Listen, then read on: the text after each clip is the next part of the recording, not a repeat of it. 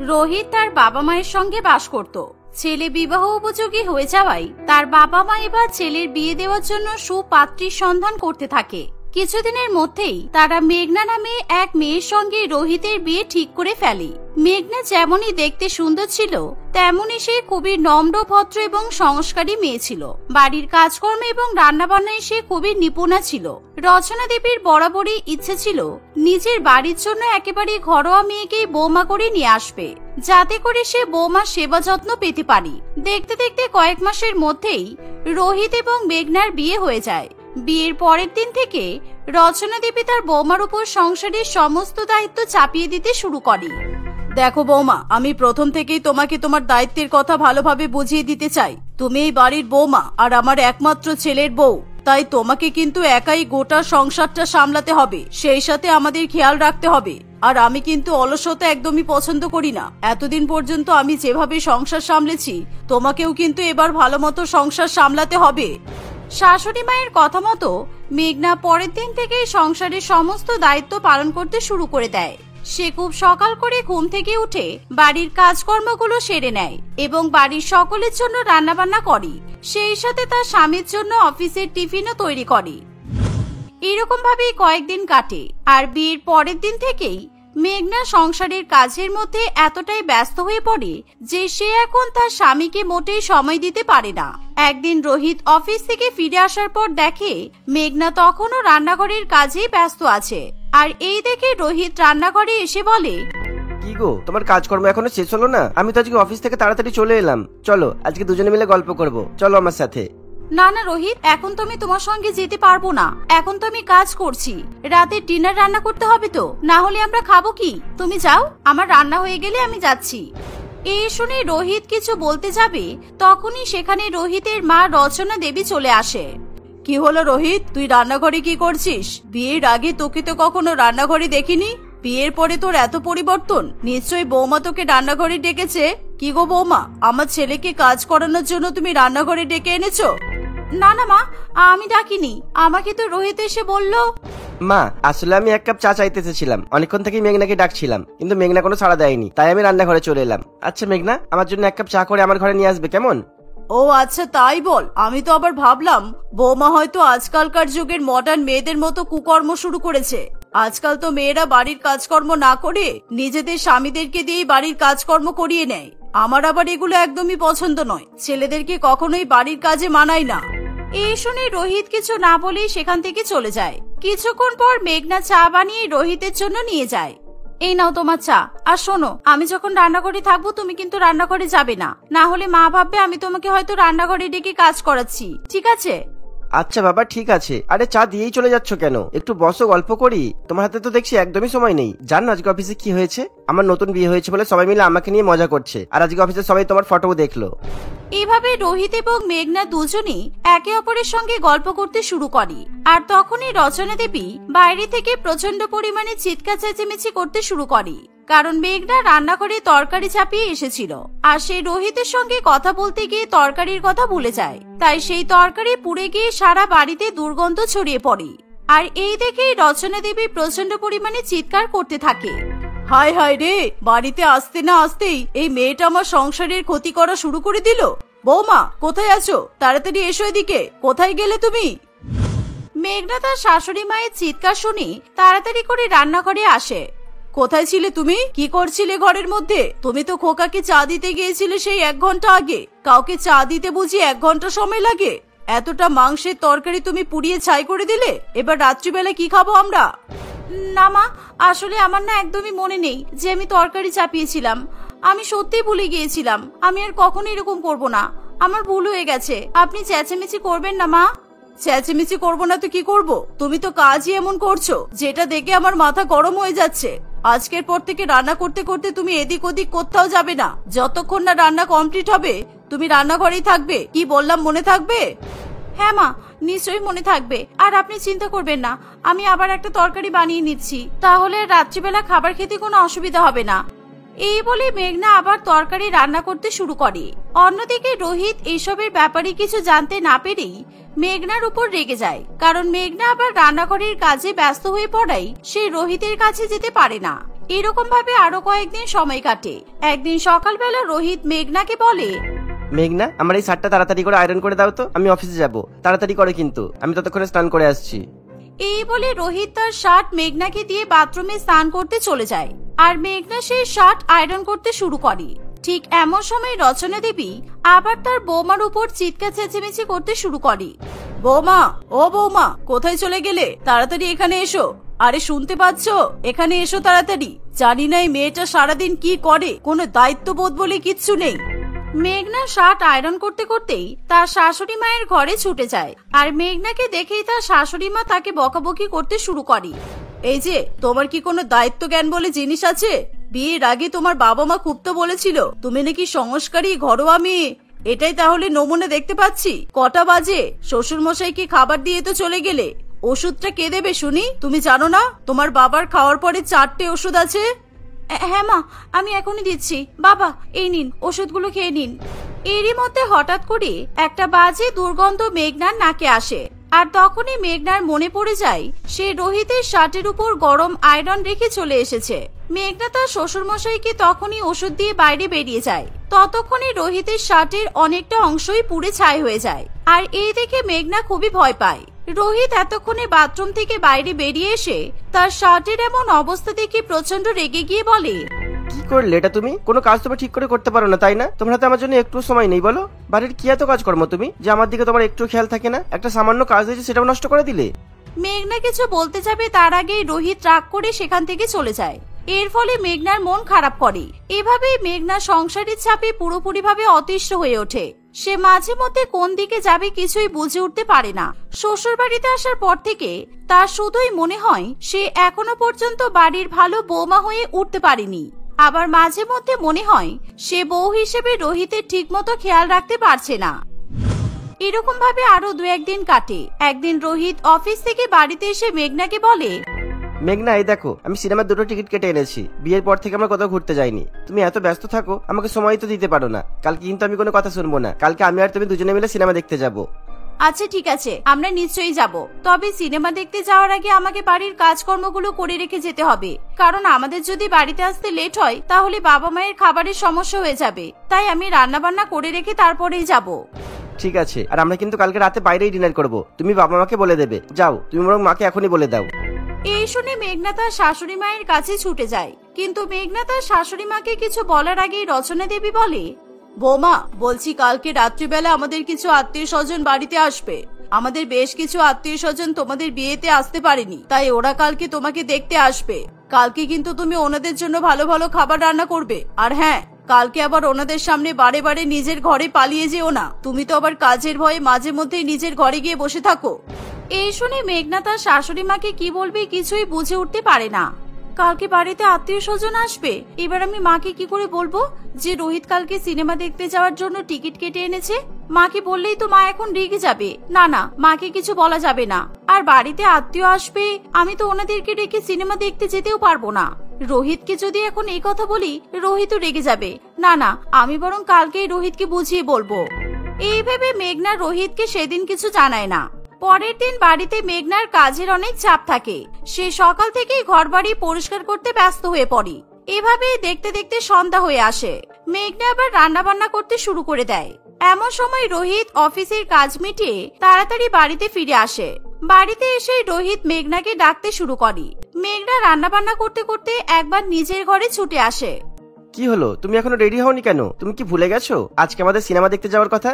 7টার তো শো, এখন 6টা বাজে। তুমি রেডি হবে কখন আর আমরা যাবো কখন? আচ্ছা নাও, তাড়াতাড়ি তৈরি হয়ে নাও। আসলে রোহিত, আমি না আজকে তোমার সঙ্গে সিনেমা দেখতে যেতে পারবো না, কারণ আজকে আমাদের কিছু আত্মীয় স্বজন বাড়িতে আসবে, তাই আমি রান্না বান্না করছি। আর ওনারা যেহেতু আমাকেই দেখতে আসছেন, তাই আজকে আমি কিছুতেই বাড়ির বাইরে যেতে পারবো না। তুমি কিছু মনে করো না রোহিত, কালকে আমরা সিনেমা দেখতে যাব, কেমন? এই শুনে রোহিত মেঘনার উপর প্রচন্ড পরিমাণে রেগে যায়, আর সে মেঘনাকে নানান উল্টোপাল্টা কথা শোনানো শুরু করে। থাক, আর অজুহাত দেওয়ার কোনো প্রয়োজন নেই। আমি বুঝতেই পারছি তুমি এগুলো আমার সঙ্গে ইচ্ছা করেই করছো। বিয়ের পর থেকে দেখছি তুমি সবসময় আমার সঙ্গে দূরত্ব বজায় রাখার চেষ্টা করছো। আমাকে একটু সময় দিচ্ছ না, সবসময় সংসারের কাজের বাহানা দিচ্ছ, অজুহাত দেখাচ্ছ। আমি সবই বুঝি। এসব তুমি কি বলছো রোহিত? আমি তোমার সঙ্গে এরকম কেন করতে যাব? কেন করছো এটাই তো আমার প্রশ্ন। হতে পারে আমাকে তোমার পছন্দ নয়, তোমার মা বাবা জোর করে আমার সঙ্গে বিয়ে দিয়ে দিয়েছে, সেই জন্যই হয়তো তুমি আমার সঙ্গে সময় কাটাতে চাও না। বিয়ের পর থেকে আমার সঙ্গে বসে 2 মিনিট ভালো করে কথাও বলো না। তোমাকে বিয়ে করাই আমার ভুল হয়ে গেছে। ঠিক আছে ছাড়ো, তুমি যখন সিনেমা দেখতে যাবে না তখন আমি আমার কোনো বান্ধবীকে ডেকে নিচ্ছি। রোহিতের মুখে এমন কথা শুনে মেঘনার চোখে জল চলে আসে আর সে কাঁদতে কাঁদতে বলে, তুমি আমার স্বামী হয়ে যদি আমাকে বুঝতে না পারো তাহলে আমার আর কিছু করার নেই। বিয়ে করেই বাড়িতে আসতে না আসতেই আমার উপর সংসারের সমস্ত বোঝা চাপিয়ে দেওয়া হয়েছে। সারা দিন আমাকে দৌড়াদৌড়ি করে সংসারের কাজকর্ম করতে হয়, তোমার বাবা মায়ের ছোট ছোট বিষয়ের দিকে খেয়াল রাখতে হয়, এমনকি আমি নিজে বিশ্রাম পর্যন্ত নিতে পারি না। আমি সব সময় ভয়ে থাকি একটু কিছু ভুল হলেই তোমার মা আমাকে কথা শোনানো শুরু করে দেয়, আবার তোমার কথা না শুনলেও তুমি রাগ করো। আমি কোন দিকে যাব? এখন যদি তোমার সঙ্গে সিনেমা দেখতে যাই তাহলে মা তো আমাকে উল্টোপাল্টা কথা শোনাবে। আমি বুঝতে পারি না আমি ভালো বৌমা হয়ে দেখাবো নাকি ভালো বউ হয়ে দেখাবো, সব দিকেই তো সমস্যা। মেঘনার কথা শুনে রোহিত কি বলবে কিছুই বুঝে উঠতে পারে না। অন্যদিকে দরজার বাইরে থেকে রচনা দেবী এবং বিপ্লব বাবু মেঘনার কথা শুনে নিজেদের ভুল বুঝতে পারে। বৌমা ঠিকই বলছে গো, আমরা বৌমার উপর সংসারের সমস্ত দায়িত্ব চাপিয়ে দিয়েছি, তাই জন্য বৌমা আমাদের ছেলেকে সময় দিতে পারছে না, সেই জন্যই তো এদের মধ্যে এত ঝামেলা হচ্ছে। এবার আমাদেরকেই সবকিছু ঠিকঠাক করতে হবে। পরের দিন রচনা দেবী 2টো কাশ্মীরের টিকিট কেটে নিয়ে আসে আর সেই টিকিটটা মেঘনার হাতে দিয়ে রচনা দেবী বলে, বৌমা আমি তোমাদের দুজনের জন্য কাশ্মীরের টিকিট কেটেছি।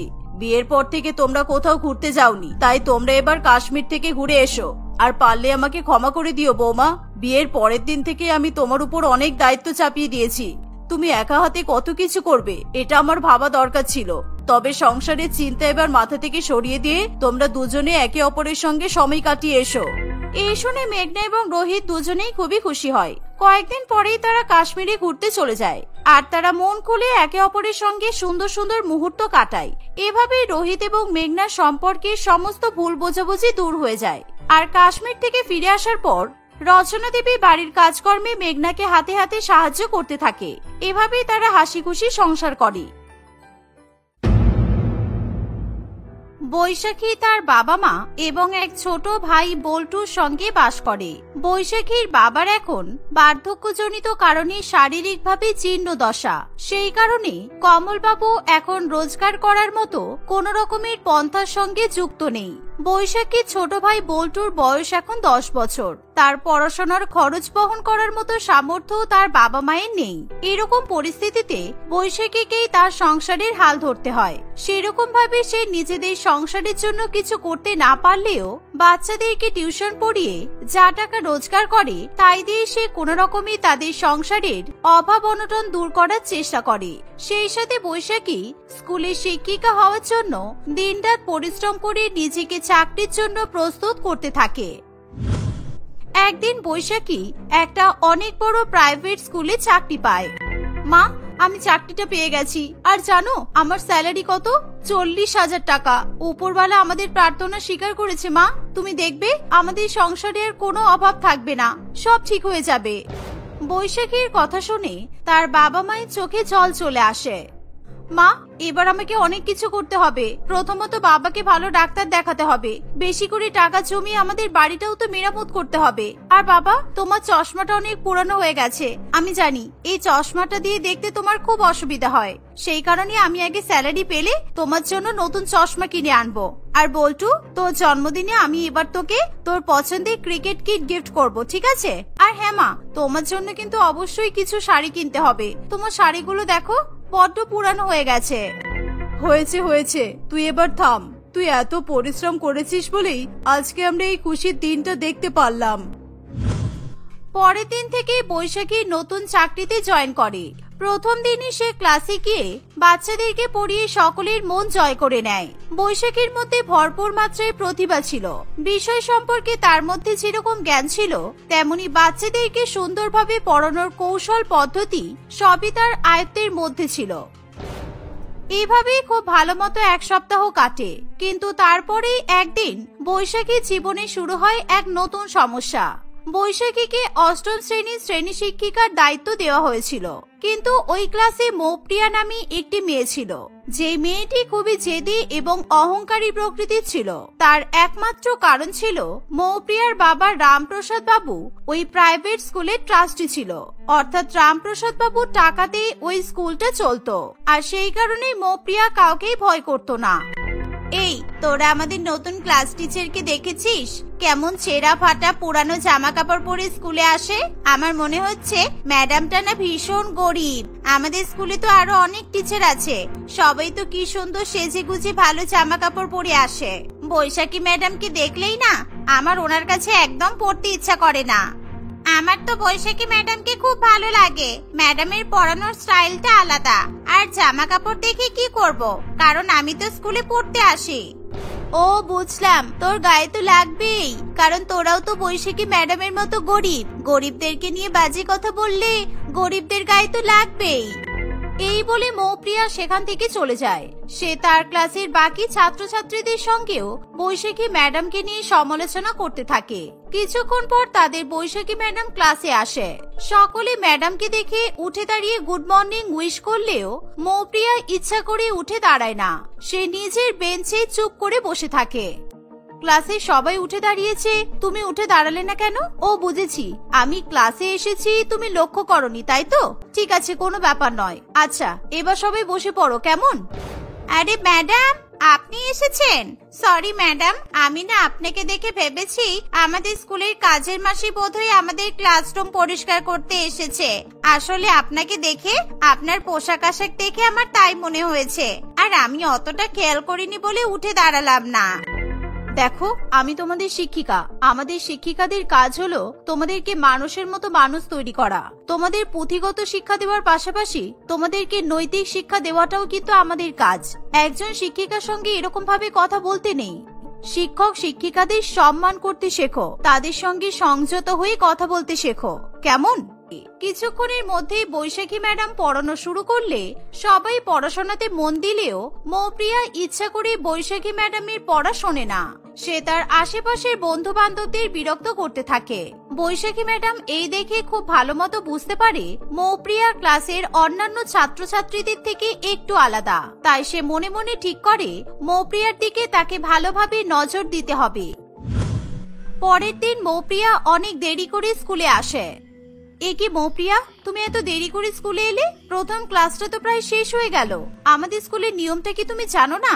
এত দেরি করে স্কুলে এসেছো কেন তুমি? আমি ইচ্ছা করেই দেরি করে স্কুলে এলাম, যাতে আমাকে আপনার ক্লাসটা করতে না হয়, কারণ আপনার ক্লাসটা আমার বড্ড বোরিং লাগে। শোনো, আজকে তোমাদের সেকেন্ড পিরিয়ডটা হবে না। তোমাদের এই সেকেন্ড পিরিয়ডটা আমিই নেব, কারণ তোমাদের কবিতা ম্যাডাম আজকে আসেননি। আর তুমি দেরি করে স্কুলে আসার জন্য আমি তোমাকে ক্লাসে বসতে দেব না। তুমি এখন এই পিরিয়ডটা ক্লাসের সামনেই দাঁড়িয়ে থাকবে।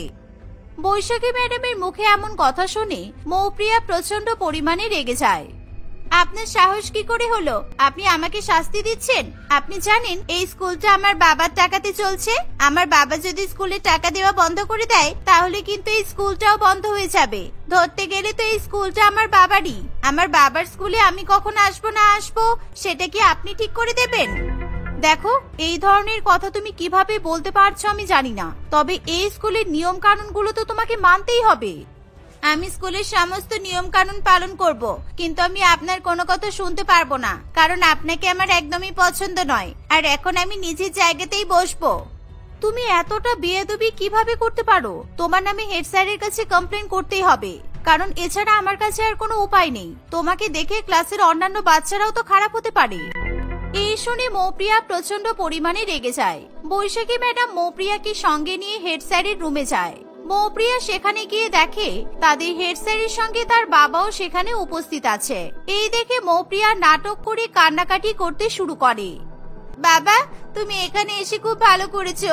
বাবা, এই টিচারটা খুব খারাপ। যেদিন থেকে স্কুলে এসেছে সেদিন থেকে সবসময় আমাকে বিরক্ত করে। তুমি তো জানো বাবা, আমি পড়াশোনাতে কত ভালো, তারপরেও আমাকে সবসময় বকাবকি করে। আমাকে প্রত্যেক দিন কঠিন কঠিন শাস্তি দেয়। বাবা, তুমি এই ম্যাডামটাকে স্কুল থেকে বের করে দাও, না হলে কিন্তু আমি আর কখনো পড়াশোনা করব না। আমি স্কুলে পড়াই ছেড়ে দেব। নিজের মেয়েকে এভাবে কাঁদতে দেখে রামপ্রসাদ বাবু প্রচন্ড পরিমাণে রেগে যায়। এ কি, আপনি আমার মেয়ের সঙ্গে কি করছেন?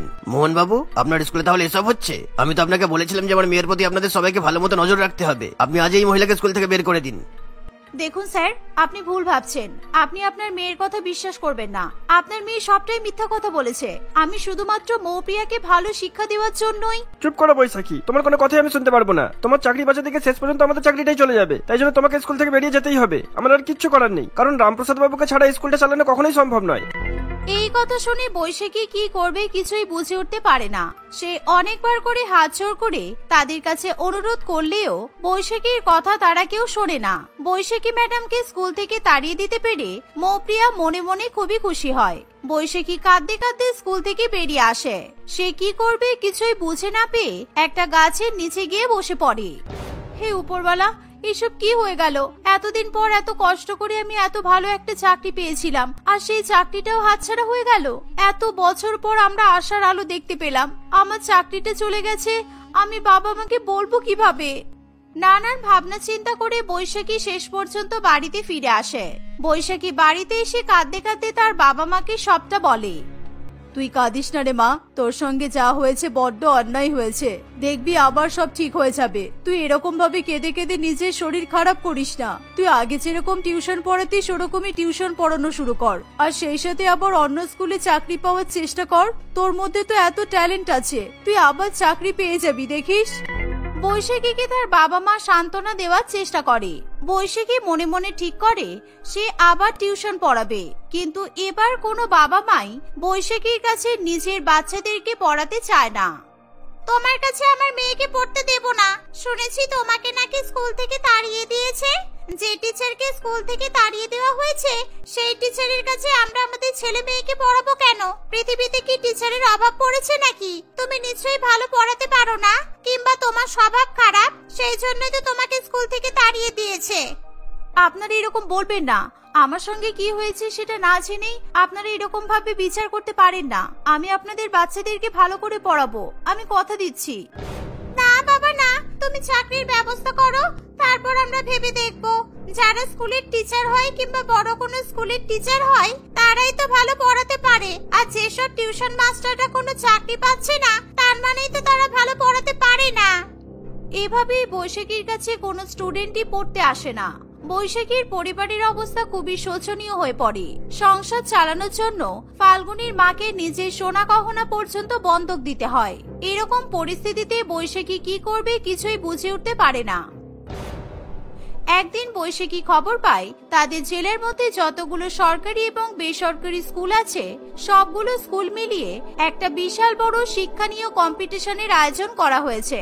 ওই কম্পিটিশনে যে কোনো শিক্ষক শিক্ষিকায় অংশগ্রহণ করতে পারবে এমনটাই বলা হয়। ওই কম্পিটিশনে বলা হয় একজন শিক্ষক কিংবা শিক্ষিকাকে বেশ কিছু ছাত্রছাত্রীদেরকে নিয়ে শিক্ষানীয় কোনো ইভেন্টের আয়োজন করতে হবে। খবরের কাগজে এরকম খবর দেখার পর বৈশাখী খুবই খুশি হয়। মা, আমি এই কম্পিটিশনে পার্টিসিপেট করব।